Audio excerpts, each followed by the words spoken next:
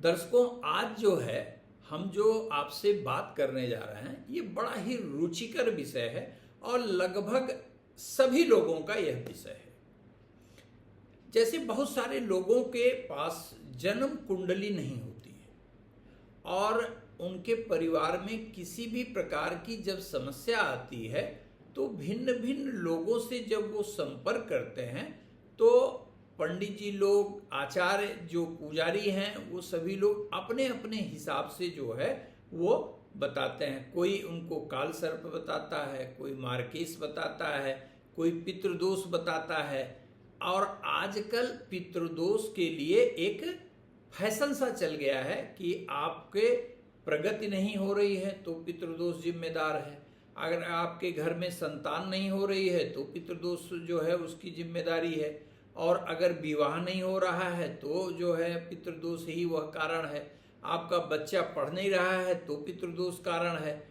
ठीक, अर्थात लगभग ज्योतिषीगण, ज्योतिषी तो नहीं कह सकते, तथाकथित ज्योतिषीगण वो आपकी लगभग हर समस्या को पितृदोष से जोड़ देने का कार्य तेजी से करते जा रहे हैं, जिससे आम जनमानस के अंदर ये कंफ्यूजन हो जाता है कि वास्तव में पितृदोष है कि नहीं, इसको जाने कैसे। दूसरा, मान लीजिए वो पंडित जी की बात मान के पूजा पाठ भी कराते हैं, पूरी आस्था से कराते हैं, तो भी उन्हें जब लाभ नहीं होता है तो शास्त्र के प्रति उनका जो विश्वास है वो कम होता है और जाने अनजाने में सभी वो पुजारीगण या जो भी इस मार्ग पर चलता है वह उसका जिम्मेदार बनता है। देखिए, मैंने एक जो है पितृदोष के ऊपर वीडियो बनाया था, मैं लिंक दे दे रहा हूँ, उसको मिलियन लोगों ने देखा और बहुत ही तारीफ की। ठीक है, मैं दे दूंगा, आप भी समझ लीजिएगा उसको। लेकिन अभी जो हम आपसे बात करने जा रहे हैं कि मान लीजिए अगर कोई ऐसा व्यक्ति है जिसके पास जन्म कुंडली नहीं है, ठीक है, और वह फिर कैसे यह जान सकता है कि वह पितृदोष से पीड़ित है या नहीं, उसके परिवार में कोई पितृदोष से पीड़ित है कि नहीं, या उसके घर में रहने वाला कौन सा सदस्य ऐसा है जो पितृदोष से पीड़ित है। तो इस एपिसोड में हम यह जानने का प्रयास करेंगे। जय महादेव दर्शकों, आइए हम लोग बिना समय इस विषय पर आते हैं। तो पहला प्रश्न क्या है, आप पहले यह समझ लीजिए कि हम इसमें जो चर्चा करने जा रहे हैं वो आपकी जन्म कुंडली पे चर्चा बिल्कुल नहीं करने जा रहा है कि आपके जन्म कुंडली में ये योग हो या ऐसे ग्रहों की स्थिति हो तो आप पितृदोष से पीड़ित हैं। मैं यहाँ यह बताने जा रहा हूँ कि अगर आपके पास जन्म कुंडली नहीं है तो आपका घर देख के, अर्थात घर का वास्तु देख के कैसे ये बताया जा सकता है, अनुमान लगाया जा सकता है प्रथम दृष्टया कि संभवतः आप वास्तु दोष से पीड़ित हो सकते हैं और यह वास्तु दोष आपके पितृदोष में रूपांतरित हो रहा है, अर्थात वास्तु दोष जो है वह पितृदोष का लक्षण बनता हुआ दिखाई दे रहा है। तो आइए सबसे पहले हम लोग इस विषय पर बात करें। तो देखिए, पितृदोष क्या है मैं पहले भी बता चुका हूं, लेकिन बहुत संक्षेप में यहां बता दूं कि आपके भाग्य के मार्ग में पितरों के श्राप के द्वारा जब अवरोध पैदा होता है तो इसे पितृदोष कहा जाता है। ये गंभीर दोष है, इससे बड़ा ज्योतिष में कोई दोष उल्लेखित नहीं किया गया है, आप कितने भी भाग्यवान क्यों न हो। लेकिन अगर पितृदोष है तो निश्चित रूप से जिस कुंडली के भाव में पितृदोष बन रहा है उससे संबंधित समस्या आनी ही आनी है, और यदि उसका उपचार नहीं हुआ तो यह विनाश की स्थिति तक जा सकता है। लेकिन अब मान लीजिए कि आपके पास कुंडली नहीं है, तो कैसे आप किसी व्यक्ति को देखकर, उसके घर को देखकर ये अनुमान लगा सकते हैं कि इस व्यक्ति के घर में कोई न व्यक्ति स्वयं या इसके परिवार का कोई न कोई सदस्य पितृदोष से पीड़ित है। तो उसके लिए क्या करना है, देखिए, सबसे पहले तो आप उस व्यक्ति से रूबरू होंगे, अर्थात फेस टू फेस होंगे, तो देखेंगे आप कि उसका चेहरा निश्चित रूप से कितना भी सुंदर क्यों न हो, वो तेजहीन लगेगा आपको। ये पहला लक्षण है, ये जान लीजिए। और वो हमेशा ऐसे जो लोग होते हैं वो अतीत की अपनी उपलब्धियों को दुनिया की सबसे श्रेष्ठ उपलब्धि बताते हैं।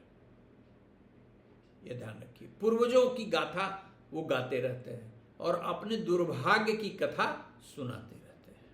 लेकिन जब आप उनके घर पे जाइएगा तो आप देखिएगा कि घर में अगर जगह है बागवानी के लिए तो वहां पर एक तो जल्दी बागवानी देख के आप जो है हरी चीजें जैसे देख के मन प्रसन्न होता है, तो अगले व्यक्ति के बागवानी में कुछ न कुछ ऐसी चीज जरूर रहेगी जहां हरापन से अधिक नकारात्मकता आपको महसूस होगी। या तो पौधे सूखे होंगे या तो पौधों की जो व्यवस्था होगी वो इस प्रकार होगी जो आपको इरिटेट करेगी। ये निश्चित जान लीजिए, अर्थात बागवानी जो होगी वो आकर्षक नहीं होगी। ये पहली बात ये ध्यान रखिएगा। किसी न किसी रूप में उसकी बागवानी में भयानक कमी, स्ट्रक्चरल प्रॉब्लम निश्चित रूप से आपको नजर आएगी, पहली बात। दूसरी बात क्या है?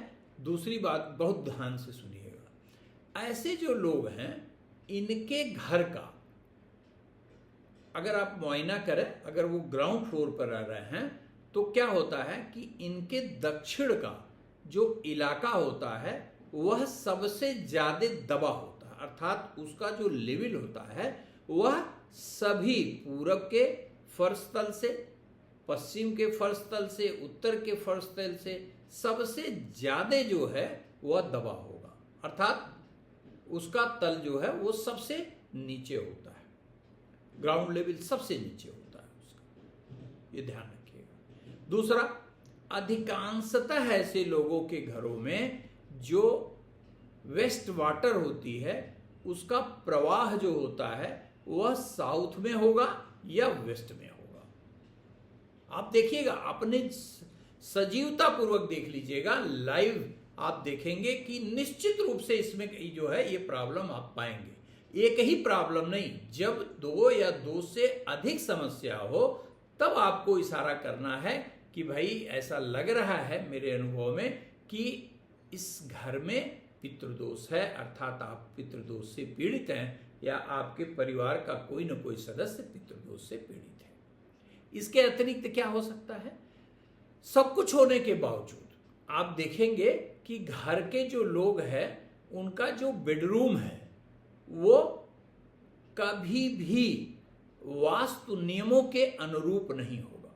जैसे कि अगर घर का मुखिया है और वह गृहस्थ जीवन में है तो वो दक्षिण पश्चिम उसके लिए आइडियल होता है, लेकिन उसको वो क्या होगा कि ईशान कोण वाले कमरे में सोएगा, कभी बरामदे में सो जाएगा, कभी जो है वो लांज में सो जाएगा, या बेडरूम में अपने सोएगा भी तो दक्षिण पश्चिम का जो इलाका है अर्थात जो सिरहाना आपका दक्षिण दिशा में होना चाहिए वो नहीं होगा।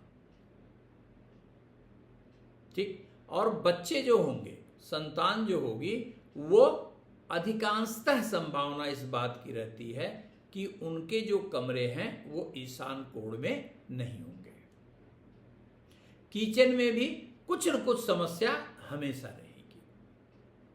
और जो सबसे बड़ी इसकी जो है वो लक्षण है वह आप उस व्यक्ति के नए बने हुए मकान ही क्यों ना हो, अगर आप उसके सामने अर्थात उसका एलिवेशन देखेंगे तो आप देखेंगे कि खूब कीमती है, बहुत कीमती बनाया, बहुत अच्छी कारीगरी है, जिसको स्पष्ट रूप से आप प्रशंसा कर सकते हैं। लेकिन वह सुंदरतम जो तस्वीर है, जो उस मकान का एलिवेशन है, वह आनंद प्रदान नहीं करता।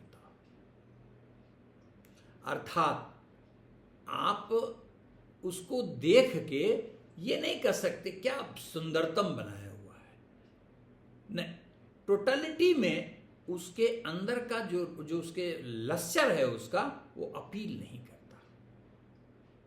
और घर में उसके या तो आयताकार प्लॉट न हो, या उस व्यक्ति ने अपने अच्छा लगने के लिए या कुछ हटके लगने के लिए पता चला 4 के बजाय 5 दीवारें बना दिया। पता चला कि 3 दीवारें बहुत अच्छी थी और दूसरा उससे दरवाजे को जो है वो कार्नर में ले आके फिट कर दिया जहां 5 दीवारें हैं।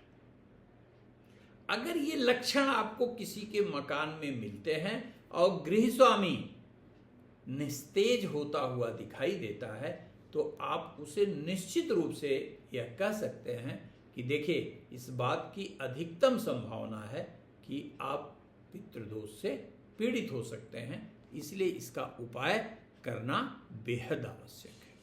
अगर उसके पास जन्म कुंडली नहीं है, डेट ऑफ बर्थ नहीं है, तो ये जरूर ध्यान दीजिए।